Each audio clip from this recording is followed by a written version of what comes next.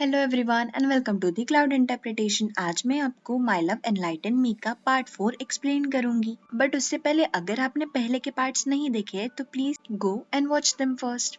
Link आपको description box में मिल जाएगा। Now let's march towards the episodes.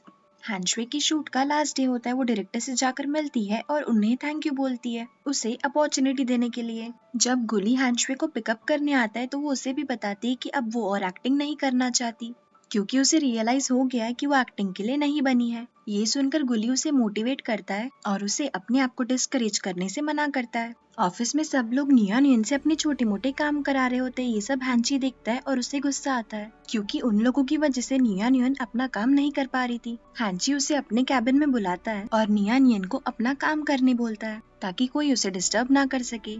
उसी रात हैंची नियान युन को डिनर पर लेकर जाता है। वो उसे एडवाइस देता है कि उसे अपने हक के लिए भी लड़ना चाहिए और उसे जो चाहिए वो हासिल करना चाहिए। रात में हैंची नियान युन को कुछ बुक्स पढ़ने देता है पर वो काम के बीच में ही अपनी किटन के साथ में मस्ती करने लगती है। उसकी आवाज सुनकर हैंची स्माइल करता है और बैकग्राउंड में सॉफ्ट म्यूजिक प्ले करता है। नियान युन म्यूजिक सुनकर सोचती है कि हैंची को क्या हुआ। नेक्स्ट डे नियान युन सुबह 5 बजे उठकर फ्लावर्स लेने जाती है। हैंची भी ये बात नोटिस करता है कि नियान युन सुबह कहीं गई है। नियान युन उन फ्लावर्स को लेकर स्टूडियो में आती है। दरअसल फोटोशूट के लिए नियान युन को ज्वेलरी का डिपार्टमेंट संभालना था और एलिसन को क्लोथ्स का। और उन्हीं फ्लावर्स की मदद से नियान युन अपनी ज्वेलरी को और एनहांस करना चाहती थी ताकि वो और भी सुंदर लगे। हैंची भी वहाँ पर मौजूद होता है फोटोशूट के लिए। एलिसन जब अपने क्लोथ्स का फोटोशूट कर रही होती है तब हैंची उसे बोलता है कि इस फोटोशूट में कुछ कमी है तो वो फोटोशूट में ब्यूटी ऐड करने के लिए नियान युन के सारे फ्लावर्स यूज कर लेती है। नियान युन को ये बात बिल्कुल भी पसंद नहीं आती पर वो उसे कुछ नहीं कहती। एलिसन का शूट खत्म होते होते 8 घंटे हो जाते हैं और हैंची का फोटोग्राफी कॉन्ट्रैक्ट भी सिर्फ 8 आवर्स का होता है।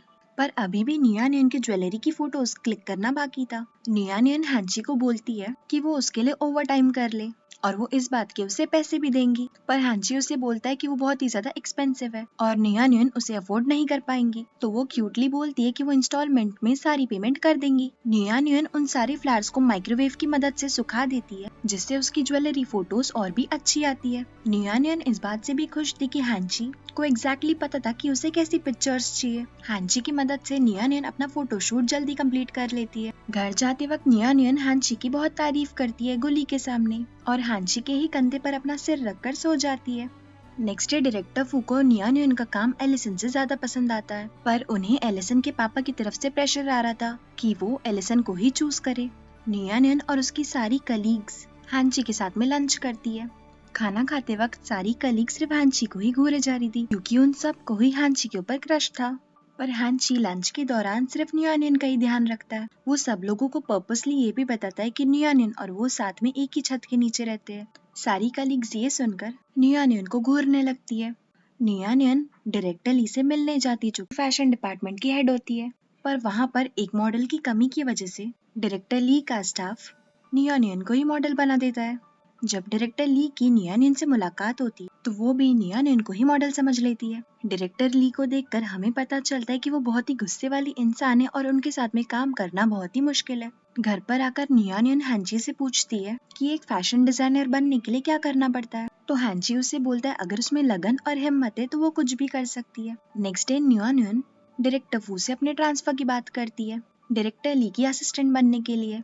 डायरेक्टर फू उसे परमिशन दे देते हैं पर वहाँ जाने से पहले वो उसे वार्न करते हैं कि डायरेक्टर ली बहुत ही गुस्से वाले इंसान है और उनकी असिस्टेंट बन के रहना बहुत ही मुश्किल वाला काम है। नेक्स्ट डे नियान युन डायरेक्टर ली से मिलने जाती है पर डायरेक्टर ली उसके काम से बिल्कुल भी खुश नहीं होती है क्योंकि वो अंडर क्वालिफाइड थी उनकी असिस्टेंट बनने के लिए। डायरेक्टर ली नियान युन को गारमेंट मैन्युफैक्चरिंग फैक्ट्री में भेज देती है ताकि उसे कपड़े की अच्छे से पहचान हो। नियान युन वहाँ जाकर अच्छे से सर्वे करती है। उधर गुली और हांची में छोटी सी बहस हो जाती है डुनहुआंग प्रोजेक्ट को लेकर।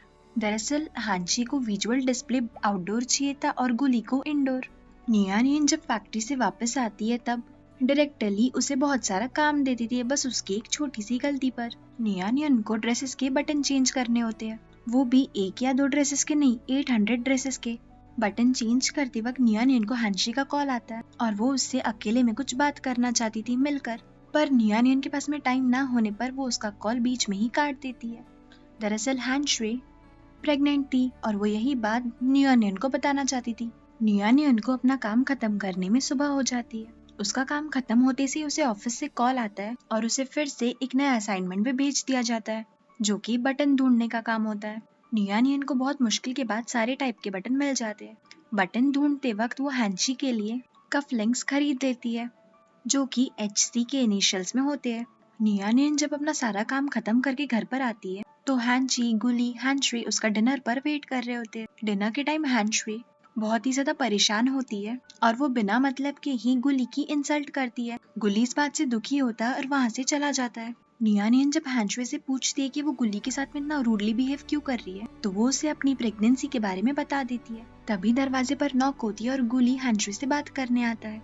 हैंश्री गुली से बात नहीं करना चाहती थी और वो उसे कमरे से निकाल देती है। जीआई भी लिविंग रूम में आई हुई थी और हैंची उसके बैठने के लिए सोफा पर जगह बना रहा था। सामान उठाते वक्त उसके हाथ से नियन का बैग गिर जाता है और बैग में से कफलिंग्स बाहर आ जाते हैं।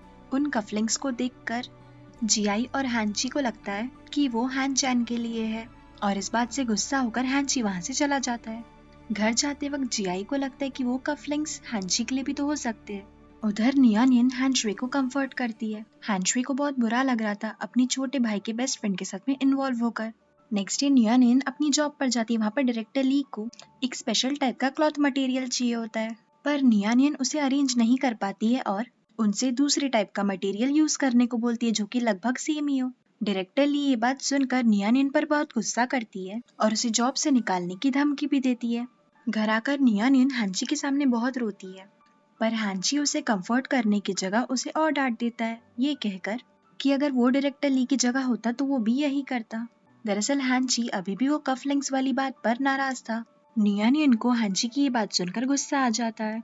नेक्स्ट डे वो बहुत शिद्दत के साथ में वो मटेरियल क्लॉथ ढूंढने जाती है दूर कहीं गांव में। वो जाने से पहले हैंची को मैसेज भी करती है और हैंची उसे कहता है जब भी वो घर आए उसे बता दे। शहर के बाहर एक आदमी नियन को अपनी कार में बैठने बोलता है और वो उसके साथ चली भी जाती है ताकि वो मटेरियल क्लॉथ को जल्दी ढूंढ सके। नियन को कार में बैठने के बाद कुछ ठीक नहीं लग रहा था, क्योंकि वो आदमी उसे गलत रास्ते से लेकर जा रहा था और नियन को इस बात पर शक हो गया था। तभी उसे हांची का कॉल आता है और वो दोनों कोड लैंग्वेज में बात करते हैं। इस फोन कॉल से हांची को पता चल जाता है कि नियन मुसीबत में है और वो नियन को बचाने जाता है। वो आदमी नियन के साथ में बदतमीजी करने की कोशिश करता है तो वो उसे डराने लगती है, ये कहकर कि उसने अपनी लोकेशन 5 लोगों को भेज दी है। यही नहीं, उसने इस विलेज के मेयर को भी कांटेक्ट कर लिया है। नियन से डर कर वो आदमी उसे बीच रास्ते में ही छोड़कर चला जाता है। तभी अचानक से बारिश होने लगती है और नियन शेल्टर की तरफ भागने लगती है। तभी उसका पैर फिसल जाता है और वो पहाड़ से नीचे गिर जाती है और बेहोश हो जाती है। उधर हैंची भी घबराहट में नियन को ढूंढ रहा होता है। नियन को उधर होश आता है और वो रास्ते की तरफ बढ़ने लगती है। तभी उसे हैंची की आवाज आती है और वो उसका नाम जोर से पुकारती है। हैंची उसे ढूंढ लेता है और उन दोनों का इमोशनल रीयूनियन होता है। नियन हैंची से रोते हुए कहती है कि उसे लगा वो अब हैंची को कभी नहीं देख पाएंगी। थोड़ी देर बाद नियन को याद आता है कि उसका बैग वहीं पर गिर गया है, तो वो हैंची से वापस उसे उसी जगह पर ले जाने को बोलती है जहाँ पर वो गिरी थी। हैंची वहाँ पर जाता है और उसे नियन का बैग भी मिल जाता है। वहाँ पर उसे वो कफलिंग्स भी मिलते हैं। वो नियन को गुस्से से वो कफलिंग्स वापस करता है। तभी नियन शर्माते हुए उसे बताती है कि ये कफलिंग्स उसके लिए है।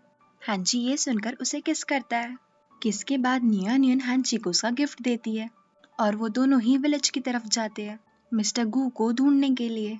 मिस्टर गू क्लॉथ मटेरियल बनाने में एक्सपर्ट थे, जैसा क्लॉथ मटेरियल नियन को चाहिए था। जब वो लोग मिस्टर गू से मिलते हैं, पहले तो वो उन्हें अपने घर में आने ही नहीं देते, पर एक अंकल की वजह से उन्हें उनके घर में एंट्री मिल जाती है। मिस्टर गू अभी भी उन दोनों से ढंग से बात नहीं कर रहे थे, पर हैंची उन्हें डुनहुआंग प्रोजेक्ट के बारे में बताता है जिसमें उनका भी इंटरेस्ट होता है। प्रोजेक्ट के बारे में और जानने के लिए वो उन दोनों को घर के अंदर लंच के लिए इनवाइट करते हैं। उधर गुली हैंशवी से मिलने जाता है और उससे पूछता है कि वो उसके साथ में इतना अजीब व्यवहार क्यों कर रही है, तो वो उसे बताती है कि वो प्रेग्नेंट है। गुली ये सुनकर उसे हॉस्पिटल चलने को बोलता है, पर हैंशवी उसके मुंह पर दरवाजा बंद कर देती है। हैंशवी नियन को कॉल करती है और उसे बताती है कि वो कल हॉस्पिटल जाएंगी, वो भी गुली के साथ। नियन उससे पूछती है कि वो हॉस्पिटल क्यों जाना चाहती है, तो हैंशवी उसे बताती है कि शायद गुली अबॉर्शन चाहता है। नियन उससे कहती है कि वो उसके आने तक का वेट करे। दरअसल हैंशवी को गलतफहमी हो गई थी कि गुली अबॉर्शन चाहता है। नेक्स्ट डे हैंशुई और गुली हॉस्पिटल जाते हैं। वहाँ पर गुली हैंशुई को अपनी सेविंग्स के बारे में बताता है। वो उससे ये भी कहता है कि वो उन दोनों का बहुत अच्छे से ध्यान रखेगा। हैंशुई ये सुनकर बोलती है क्या वो यहाँ पर अबॉर्शन के लिए नहीं आए हैं, तो गुली उसे बताता है कि वो लोग यहाँ पर सिर्फ एक रेगुलर प्रेगनेंसी चेकअप के लिए आए हैं। तभी हैंशुई की प्रेगनेंसी रिपोर्ट्स आती है और उसमें लिखा होता है कि हैंशुई प्रेग्नेंट नहीं है। हैंशुई ये सुनकर बहुत खुश होती है पर गुली दुखी। उधर हैंची नियन से अपना पास्ट शेयर करता है। हैंची के डैड उसे जबरदस्ती उसके हाइपरथिमेंसिया पर रिसर्च करने के लिए अमेरिका भेज देते हैं, पर उसी समय उसकी दादी की डेथ हो जाती है और वो अपनी दादी को आखिरी बार भी नहीं देख पाता है। इस बात का गिल्ट उसे लाइफ टाइम रहेगा। नियन ये सुनकर उसे कंफर्ट करती है। अगली सुबह नियन मिस्टर गू की लेट वाइफ का फेवरेट खाना बनाती है, पर ये देखकर मिस्टर गू नाराज हो जाते हैं और उन्हें मतलब भी बुलाते हैं, क्योंकि वो लोग ये सब सिर्फ उस क्लॉथ मटेरियल के लिए कर रहे थे। नियन और हैंची थोड़ी देर के लिए घर से बाहर जाते हैं। तब मिस्टर गू नियन का बनाया हुआ खाना अपनी वाइफ को चढ़ाते हैं और उनकी फोटो से प्यार भरी 2 बातें भी करते हैं। थोड़ी देर बाद नियन आकर मिस्टर गू को कन्विंस कर लेती है, ये कहकर कि वो अक्सर अपनी वाइफ के साथ मिलकर ये क्लॉथ बनाया करते थे और अगर अब भी वो ये क्लॉथ बनाएंगे तो वो अपनी वाइफ से कनेक्ट कर पाएंगे। नियन की ये बात मिस्टर गू के दिल को छूती है और वो उसकी कंपनी के लिए क्लॉथ मटेरियल बनाने के लिए तैयार हो जाते हैं। नेक्स्ट डे नियन और हांची क्वालिटी टाइम स्पेंड करते हैं। घर जाते वक्त नियन को हांची के लिए अपनी फीलिंग्स रियलाइज होती है और वो दोनों ही एक दूसरे को डेट करते हैं। नियन जब ऑफिस जाती है तब डायरेक्टर लू उसकी बहुत तारीफ करती है क्योंकि उसने अपना काम पूरा किया था। यही नहीं, वो उसे डिजाइनर टीम में भी एक्सेप्ट कर लेती है। नियन इस बात से काफी खुश होती है और हानचान से मिलने जाती है। उसके बुलाने पर हानचान उसे प्रपोज करता है, पर नियन उसका प्रपोजल ठुकरा देती है, ये कहकर कि वो हानची को पसंद करती है। हानचान ये सुनकर भी नियन को फिर से उनके बारे में सोचने बोलता है और वो उससे ये भी कहता है कि वो उसका वेट करेगा। रात में नियन हैंशुई से मिलती है। वो उससे अपने और हांची के रिलेशनशिप के बारे में बताने वाली होती है, पर तभी हैंशुई मेंशन करती है कि जीआई भी हांची को पसंद करती है। ये सुनकर नियन उसे अपने और हांची के बारे में कुछ नहीं बताती।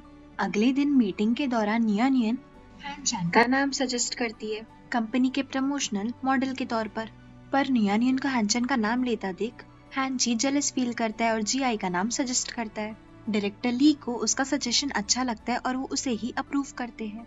मीटिंग खत्म होने के बाद नियन और हांची एक दूसरे को ताना मारते हैं। नियन हांची से कहती है कि उसे हाइपरथिमेंसिया इसी के लिए वो जीआई के बारे में इतना सब कुछ याद रखता है, तो हांची नियन से कहता है हाँ वो जीआई को वैसे ही याद रखता है जैसे नियन हानचान को याद रखती है।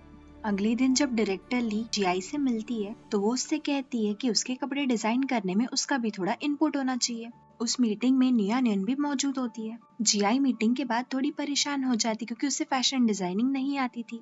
नेक्स्ट डे हांची नियन और जीआई को अपने स्टूडियो में बुलाता है। वो जानबूझकर नियन को जेलस फील कराने के लिए जीआई के साथ में फ्लर्ट करता है। नियन को उन दोनों को साथ देखकर बहुत गुस्सा आ रहा होता है। हांची जीआई को फैशन डिजाइनिंग लेसन्स देता है।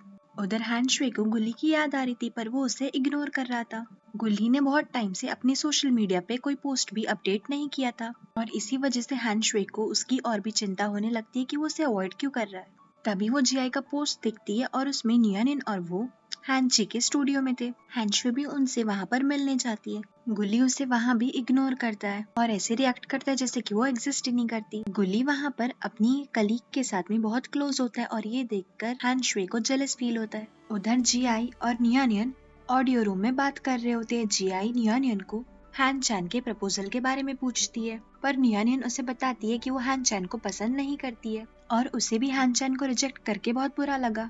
उन दोनों की ये सारी बातें हांची सुन लेता है और उसे लगता है कि नियन उसी के बारे में बात कर रही है। रात में स्टूडियो से सबके जाने के बाद में जीआई हांची से अपनी फीलिंग्स शेयर करने की कोशिश करती है, पर तभी एक रिपोर्टर उन दोनों की फोटो क्लिक कर लेता है। अगली सुबह हांची नियन से गुस्सा होता है। नियन को भी समझ नहीं आता कि हांची उससे क्यों गुस्सा है। नियन के ऑफिस में सब लोग हांची और जीआई के अफेयर के बारे में ही बात कर रहे होते हैं। नियन भी उनकी इंटीमेट फोटो देखकर परेशान हो जाती है और इसी के साथ एपिसोड खत्म हो जाता है। Thank you so much everyone for watching this video till the end. I hope आपको ये वीडियो पसंद आई हो। जाने से पहले वीडियो को लाइक और चैनल को सब्सक्राइब करना मत भूलना। मिलते हैं नेक्स्ट एपिसोड में। Till then please take care of yourself. See या।